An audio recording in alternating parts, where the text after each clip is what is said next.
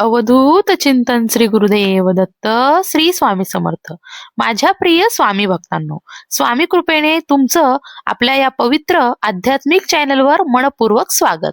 स्वामी भक्तांनो, आज आपण ज्या विषयावरती चर्चा करणार आहोत तो विषय फक्त सणापुरता मर्यादित नसून आपल्या संपूर्ण वर्षाच्या जीवनावर परिणाम करणारा आहे. होय भक्तांनो, 2026 या वर्षीची मकर संक्रांत ही तब्बल 23 वर्षानंतर आलेल्या एका दुर्मिळ योगाने युक्त आहे. ही संक्रांत केवळ तिळगुळाची नाही, तर ती पुण्य, दान, आध्यात्मिक जागृती आणि शुभ संकेताची आहे. आजच्या या व्हिडिओमध्ये आपण जाणून घेणार आहोत मकर संक्रांत म्हणजे नेमकं काय, उत्तरायणाचा आध्यात्मिक अर्थ काय आहे आणि 2026 मध्ये संक्रांत कधी आणि कशावर आहे, पुण्यकाळ व महापुण्यकाळ, 23 वर्षानंतरचा दुर्मिळ योग. तर मित्रांनो, त्यामुळे हा व्हिडिओ कुठेही स्किप न करता अगदी शेवटपर्यंत पूर्ण पहा, कारण शेवटी तुम्हाला अतिशय महत्वाची अशी माहिती मिळणार आहे. तर सर्वप्रथम आपण बघूया मकर संक्रांत म्हणजे काय. हिंदू धर्मशास्त्रानुसार सूर्य जेव्हा धनु राशीतून मकर राशीमध्ये प्रवेश करतो त्या दिवसाला मकर संक्रांत असं म्हटलं जातं. हा दिवस म्हणजे उत्तरायणाचा प्रारंभ.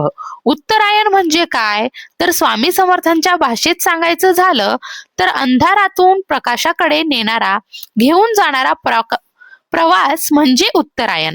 या काळामध्ये सूर्य उत्तर दिशेकडे सरकतो, दिवस मोठा होतो, रात्र लहान होते. जसं निसर्गात प्रकाश वाढतो तसंच माणसाच्या जीवनात देखील सद्बुद्धी, सकारात्मकता आणि ईश्वर स्मरण वाढू लागतं. म्हणूनच उत्तरायणाचा काळ अत्यंत पुण्यदायी आणि फलदायी मानला जातो. 2026 मधील मकर संक्रांतीची दिनांक आणि वेळ बघा. स्वामी भक्तांनो, 2026 या वर्षी मकर संक्रांत ही बुधवार 14 जानेवारी रोजी येत आहे. सूर्य हा मकर राशीमध्ये प्रवेश करेल दुपारी 3:13. याच वेळेपासून पुण्यकाळ हा सुरू होणार आहे. पुण्यकाळ आणि महापुण्यकाळ. सर्वप्रथम पहा पुण्यकाळ. दुपारी 3:13 पासून ते सायंकाळी 5:45 पर्यंत एकूण 2 तास 32 मिनिटांचा हा पुण्यकाळ असणार आहे. आता पहा महापुण्यकाळ.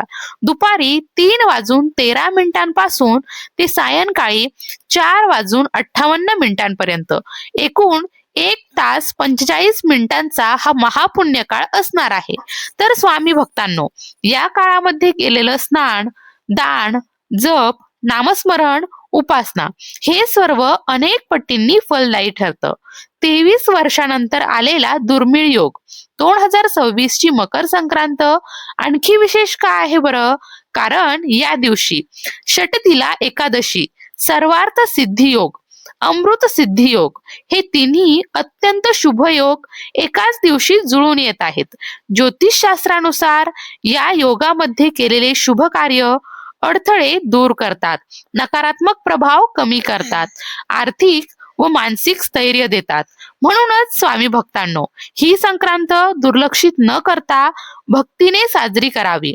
तर स्वामी भक्तांनो, आता आपण पाहूया 2026 मधील संक्रांत देवीचे स्वरूप आणि त्यातून मिळणारे संकेत. शास्त्रानुसार दरवर्षी मकर संक्रांतीच्या दिवशी संक्रांत देवीचे वाहन, वस्त्र, दिशा, हातातील वस्तू हे बदलत असतात आणि त्यानुसार वर्षभराचे फळ सांगितले जाते. 2026 मध्ये संक्रांत देवीचं वाहन वाघ आहे, उपवाहन घोडा आहे, वस्त्र पिवळं आहे, हातामध्ये गदा आणि फुलांची जाळी आहे, अवस्था बसलेली आणि कुमारिका आहे, दिशा पूर्वेकडून पश्चिमेकडे जात आहे, दृष्टी ईशान्येकडे पाहत आहे, वार बुधवार आणि नक्षत्र अनुराधा. या स्वरूपावरून असे संकेत मिळतात की शासन आणि प्रशासन स्थिर राहील, अन्नधान्याची उपलब्धता वाढेल, लोकांच्या आरोग्यात सुधारणा होईल, राष्ट्रांमधील संबंध सौहार्दाचे राहतील. देवीने पिवळे वस्त्र परिधान केल्यामुळे हळद, पिवळ्या वस्तू, दागिने यांच्यावर वर्षभर परिणाम होऊ शकतो. काही परंपरेनुसार देवीने जे वस्त्र परिधान केले असेल ते वस्त्र त्या दिवशी स्वतः परिधान करणे टाळावं, अशी देखील मान्यता आहे. मकर संक्रांतीला काय करावं?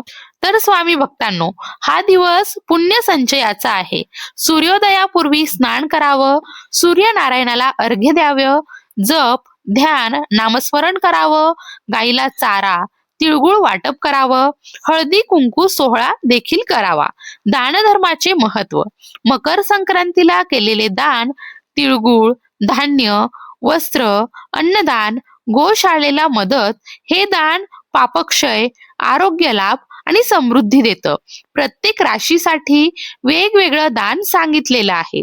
जर तुम्हाला तुमच्या राशीनुसार नेमकं काय दान करावं हे जाणून घ्यायचं असेल तर मला कमेंट नक्की करा. हळदी कुंकवाच्या सोहळ्याचं आध्यात्मिक रहस्य पहा. हळद म्हणजे सौभाग्य आणि कुंकू म्हणजे शक्ती. एका सुहासिनीने दुसऱ्या सुहासिनीला हळदी कुंकू लावणं म्हणजे तिच्यातील आदिशक्तीला नमन करणं. त्यामुळे घरामध्ये सकारात्मक ऊर्जा आणि सौभाग्य नांदतं. तर स्वामी भक्तांनो, 2026 ची मकर संक्रांत ही केवळ सण नाही, ती स्वतःला बदलण्याची संधी आहे. स्वामींच्या चरणी मन अर्पण करा, सेवा, दान आणि भक्ती स्वीकारा. श्री स्वामी समर्थ आपल्यावर कृपा करो. भिवू नकोस, स्वामी सदैव पाठीशी आहेत.